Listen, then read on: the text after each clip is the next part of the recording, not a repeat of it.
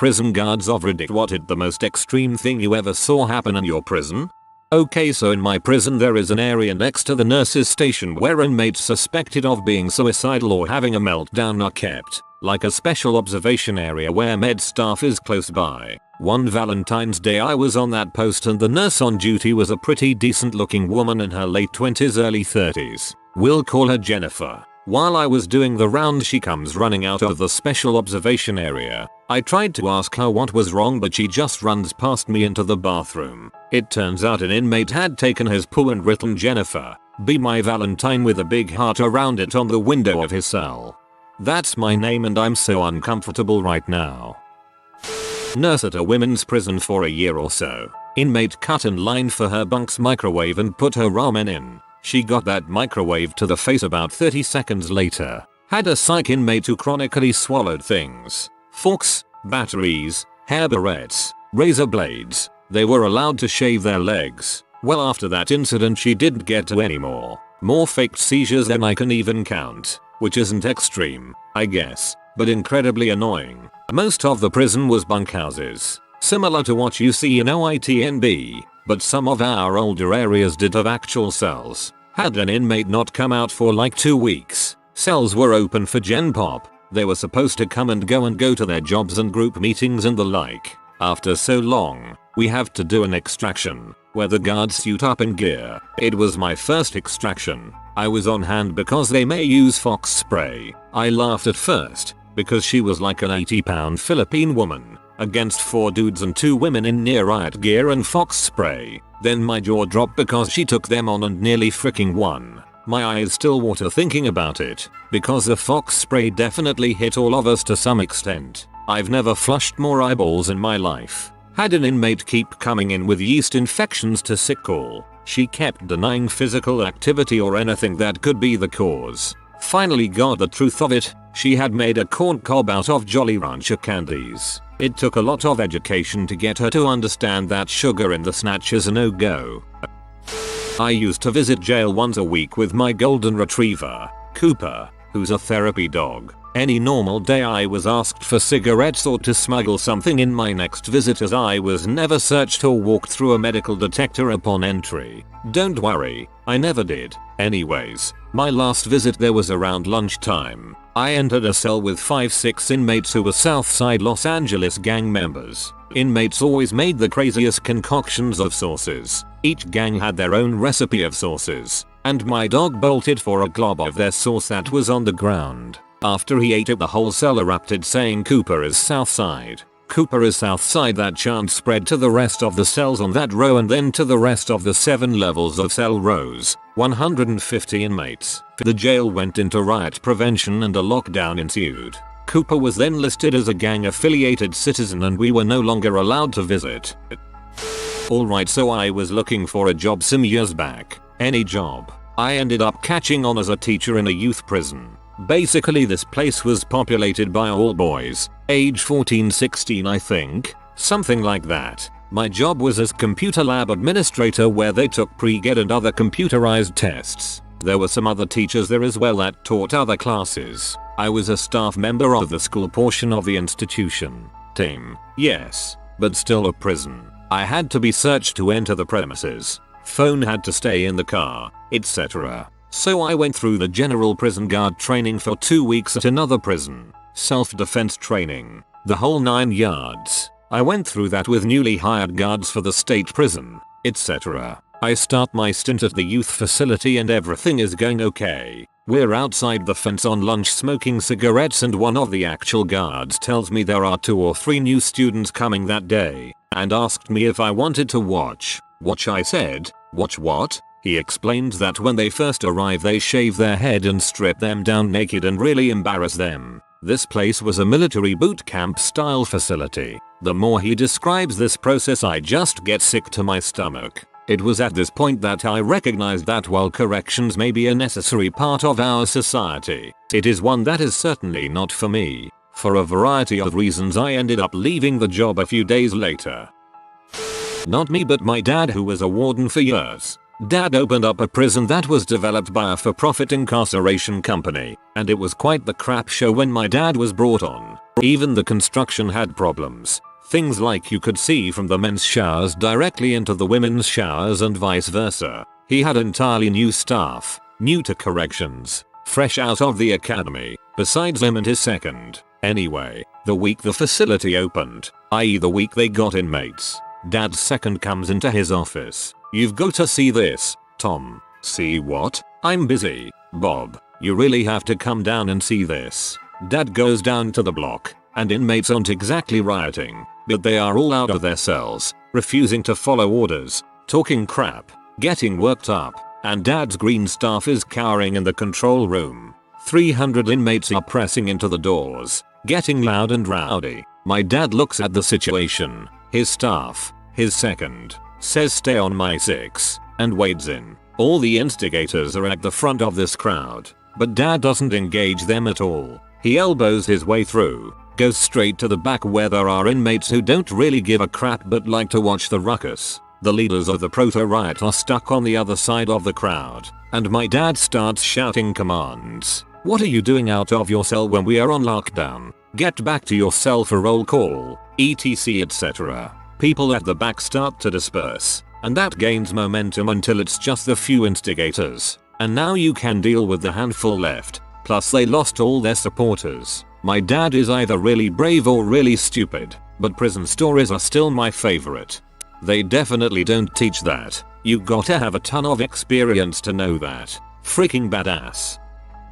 I work in a hospital near a prison. These guys will gash their scrots from dong to gooch for a trip out to see us, and they'll do it in teams. Been happening for years. Bunch of guys via rims with their self-bloodied goodies hanging out. Cells get tossed more often over there now, because we're not a huge hospital, and they do it in the middle of the night, which can really tie up our staff, which makes other patients wait, or causes us to go on divert status. Dispatch diverts EMS to other hospitals because our resources are tied up, for a brief time. Anyway, about 2 weeks ago, one of these guys got an extended stay with us due to sepsis after his wound became infected. Since I work and IQ, I was able to follow his case. Scrotal edema is pretty common in the IQ due to large amounts of IV fluid and the way patients are positioned in the bed. This guy's balls would not heal. The wound just festered and wept and ink. He eventually had to have surgery to remove a bunch of necrotic tissue,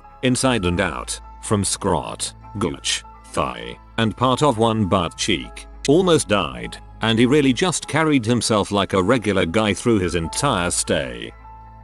You said to work as a prison guard in Japan in '88. Some tall but foreign looking kid just barges in and demands to stay in a cell even though he didn't commit a single crime. Odd, but I wasn't trying to get into a scuffle with that beast of a bod. Fast forward a day and I see this kid with a magazine, snacks and a beer can he just casually cracks open while his cellmates cower in fear. Odd. This was alongside his MILF of a mom just watching over right after getting shat on by her kid. This is where it gets interesting though. My gun just suddenly flies out of my pocket and into his hands where he proceeds to shoot himself and the freaking bullet stops in its place midair. At that point I just wanted him out, but thankfully his British looking grandpa and some Arab man in a robe came to escort him out. Most bizarre day of my life.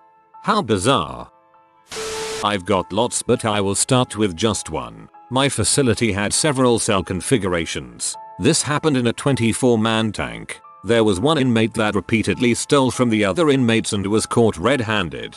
He was about to get his butt beat when one inmate stepped in to defend him. He reasoned that since all the stolen items had been recovered that the thief should be cut some slack. The rest of the tank went along with it but decided that if he was caught again that the inmate who defended him would have to take care of it himself. Inevitably he stole again within a week. The inmate used a broomstick to break both of his hands and beat him across the face so hard that he broke his nose, both cheekbones, his jaw, the orbits of his eyes, and ruptured one of his eyeballs. When he was done he called control for us to come get the pile that was left. The guy looked like a male orangutan in the face, with the big flat cheek pads. His eyes were swollen shut. His tongue was so swollen that he couldn't fit it in his mouth. The medics had to give him a trach so he could breathe. An old manager of mine was a corrections officer at a woman's prison around here. He had tons of stories, most revolving around guards having relations with inmates. So biggest story was guards were getting BJs from them and one was plucking their pubes off and putting them in her teeth. Eventually a bunch of the guards had an orgy with a fair sum of the inmates and she got quite a bit more. After that she turned all her hairs into one of the higher ups and told them to run DNA on them. They'll be the names of all the guards she listed off. Sure enough, she alone got 20 plus guards fired. This is an old story here in Sweden. One day at a corrections facility called Norrtullsgenstalten, the 2 guards on duty forgot to lock the doors to the cells, kitchen and well everything. So the prisoners broke out. The thing was that they didn't escape but instead built a blanket fort, baked a chocolate cake, ate the chocolate cake and watched TV all night till the guards came back to the unit the next morning. The prisoners had full access to knives, forks, spoons and well anything you can find in a kitchen, and they decided to just watch TV in a blanket fort and eat cake. The 2 guards got 5 without pay and a warning since nothing major happened.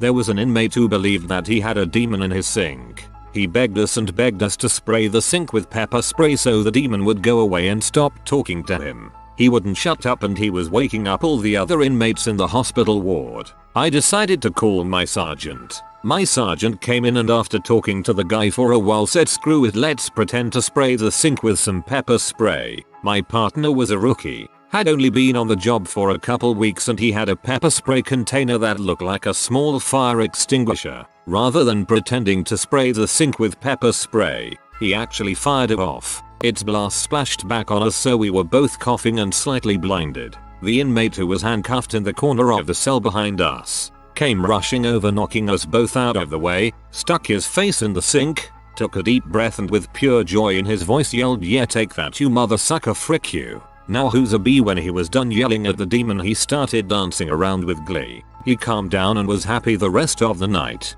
I had a Ghostbusters t-shirt made for my rookie partner that said I ain't afraid of no sink demon.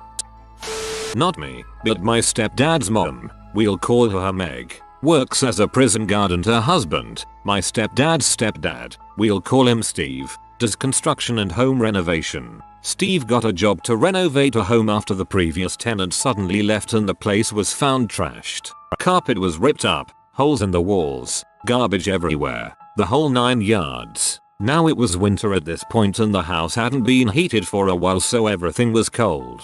He's clearing out the junk and grabs a big bundle of rug all wrapped up, but it's too heavy for him to get by himself so the guy he's working with comes up and they lug it across the room and throw it out the window. When it lands down below it unrolls a little, just enough that a hand starts showing. Steve didn't even notice until a little bit later when they're moving all the trash into a big garbage can, one of those industrial metal one, and he sees the guy's hand. He had been killed, never heard how, and the guy wrapped the body up in the carpet he tore up and fled. Due to the cold the body had frozen solid inside the carpet and apparently kinda shattered being thrown out the window. Fast forward a year or two and they finally found the guy who did it. He goes back to jail where Meg works. It's a small town where most people know everyone else, so the guy knows it was Meg's husband who got him caught and hates her. Fast forward a few more months and he ends up being stabbed to death with a fork. Something like 200 plus stabs, which is a solid 4-5 minutes of stabbing straight. Apparently his torso was basically a mush. All of this because he had somehow snuck drugs into the jail and wouldn't share after his cellmate saw it. Meg said she didn't feel too bad about it. Either that or Meg maybe called in a favor from some prisoners to get rid of him because she feared he might come after her or give her out for allowing things to pass by. Oh wait, this Isla are writing prompts lol loops. Not a prison guard but my good friend is. This happened a week ago. 2 prisoners were shouting and eventually got into a fight, which led to a full-out riot. Where things got extreme was they ripped a TV out of the wall to get to the electrical cables and frayed them. Then got bags of toilet papers and used the cables and toilet paper to create fireballs during the riot. Small fires were all over the place as well as the classic shanks and bludgeoning weapons. Furthermore, all the prisoners used their pillowcases with eyes cut out so they couldn't be identified and proven guilty for anything they did, which led to them really removing any inhibitions. They basically had a room full of the KKK going full riot, murdering each other and flinging fireballs. When the fire department arrived, they tried using the hose to get cellmates back into their cells, which somehow wasn't working. SWAT and pepper ball officers were also brought in. I was watching from outside. It was quite spectacular.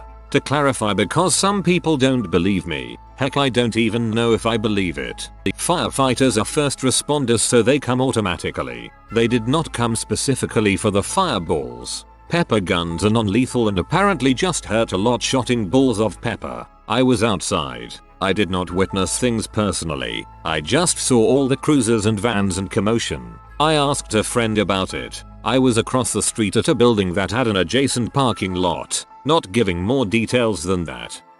They basically had a room full of the KKK going full riot, murdering each other and flinging fireballs. When the D&D session gets out of hand and all the warlocks duke it out.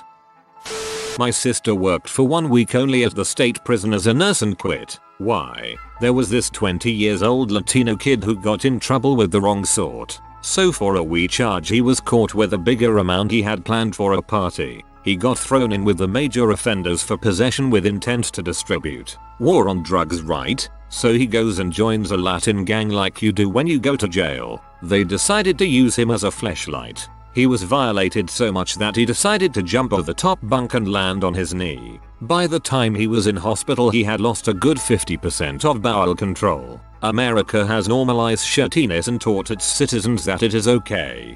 Poor baby. Debauchery in prison is a human rights violation and everyone treats it as hilarious, just desserts.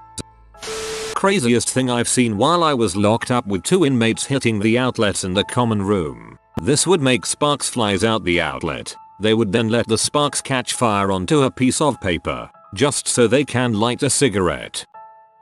A friend of mine does booking. The whole spread your butt cheeks and cough. The craziest thing she said that came out was a dead mouse out, a woman who obviously crazy person. My father-in-law was a CO at a Supermax. While I don't have any extreme stories to share, I can tell you that he was left mentally scarred and ended up diagnosed with PTSD. The guy saw some bad crap. Worked in a maximum security prison for 3 years. This was 2002 to 2005. Several things come to mind. I personally cut down 2 people who were hanging, cleaned up tons of urine, feces, blood, from inmates who I would paint the walls. There was the guy who stood at the back of his cell and would run as fast as he could and smash his head full on against the door. I can still hear the sound. Haunting. Forced cell extractions were a treat. Becoming winded while trying to get a shank from an inmate who had just slit the throat of his cellmate. I finished college and got the heck out. I worked in the jail for a little over a year when I was a probationary police officer. A guy came in. Disruptive. Combative. We put him into the single occupant padded cell until he would calm down to be processed. That is fingerprinted, pics, etc. Our policy at the time was you go in there stripped down. He begged me to let him keep his underwear and dumbbells me. I did. A few minutes later I hear the trustees yelling for me to bring the keys. I grab them and run to the cell. I'm the only officer in that area on duty. The dude is hanging by his neck in a noose fashion out of his underwear. That I'll let him keep, swinging gently back and forth, dying. Frick me. I fumble around with the keys while screaming at the trustees to hit the panic button. Hidden button to inform the receiving desk officers I need help. Now. I get the door open, run in and lift this huge guy, wrapping my arms around his buttocks area to get some slack on his neck. He shoots all over my right forearm. Short sleeve uniform. Other officers enter, climb up and untie him. He coughed and sputtered back to life. I ran into him years later and I recognized him, but he didn't recognize me. I told him I was the guy that you crap on. He apologized, thanked me for saving his life, said he was clean and sober now and seeking mental health treatment. Mine is from a closed asylum. I was pretty young, about 19, and checked in for my first shift ever. I went to the door and rang the bell. There was an electric lock which opened remotely, but the door was also held with some sort of cautionary chain higher up, so it only opened about 4-5 inches. Anyway, I press the bell. The door swings open and is caught by the chain. Into the crack pops a head of a goblin, just in front of my face, with a screeching wide open arch of a laugh from a toothless mouth. In his forehead there are several vertical slashes of deep cut wounds agape, gushing blood on my sneakers. The craziest welcome I've ever got. Stayed in the job some time before starting my studies. The guy welcoming me was the serial self-mutilator in residence who had just banged his head open on the sharp corner of the outer door frame. Usually there was a door to cover the frame, but it was left open for me. About the guy, he was friendly to other people but really was hellbent on hurting himself. I ended up picking him up once when he jumped through a window. Another time I went after another patient for a second and the guy immediately bolted to the nearest pine tree, caught some cones and ate them before I could catch him. His teeth had already been removed because he tore his wrists open with them. For anyone thinking inhumane practices, this was decades ago and people were really just protecting the guy from himself. I have a few. Worked a segregation unit for crazy violent inmates. One of the guys made crap paper mache with his own fesses and newspaper to form like turd play-doh. He covered his door and food hatch with it. Yum. Another time it was popular to make crap bombs but filling a horse drops Ziploc bag with fesses and urine. Let it ferment for a couple weeks. Then when someone you don't like walks by, slide the bag under the door and stomp hard with your foot. Boom. A reeking 20 feet streak of excrement on the floor and your victim. I have more but these two come to mind first. CO for almost a decade. Worked segregation and psychiatric units for most of it. In the segregation unit, some guys are supposed to be allowed to wreck together and some are supposed to be kept separate, for their or other safety. 2 inmates that had been heard threatening each other were accidentally let out together. In the 90 seconds from the time their cell doors opened to the time we stopped the fight, one of the inmates had knocked the other down, kicked his head and stomach, and then kicked his scrotum so hard that the testicles tore their way out of the skin and became true external genitalia. In the psych unit it is not uncommon for inmates to pay others, inmate janitors, one-on-one psych watchers, etc., to get a piece of razor blade. When I say a piece, I mean something like 1/8 or 1/10 of the blade. They do this in order to self-harm, whether it's to actually accomplish the act or just get more attention. On one particular occasion an inmate procured one of these small pieces and managed to use it to cut through his abdominal wall in about 10 minutes. We were made aware of the problem by him banging on his cell door while he stood in the door window chewing on his own intestines. Those are probably 2 of the worst, but I have a lot more. I think the funniest story I can't usually tell in other company is when we found out how long it takes to bake a potato inside a man. That's just awful. I was doing the rounds in my unit, supervising inmates that were utilizing the exercise area, indoor. As I rounded the corner to the basketball courts, I heard some commotion. Now, the most notorious factions in my prison were the blacks and the Muslim gangs. I head toward the commotion, straight down the hallway, turn to my right, through the mesh. I catch a group of about 12 or so black inmates carrying a young, brown-haired male toward some gym equipment with a sock in his mouth. Some of the black inmates are masturbating, and I quickly realize what is about to happen. I call a code and I begin to corral these individuals into position and my mates join me in de-escalating the situation. When asked why, the ringleader of this motley outfit said that the young man they were about to take had been sold to them by the Muslims for 2 packs of cigarettes and some cottons. The problem, he said, was that he didn't want to be taken, so they had to take it from him. Makes me ill just thinking about it. What is wrong with this world? If you are new to the channel, you can subscribe. I publish new videos every day. Until then, check another video.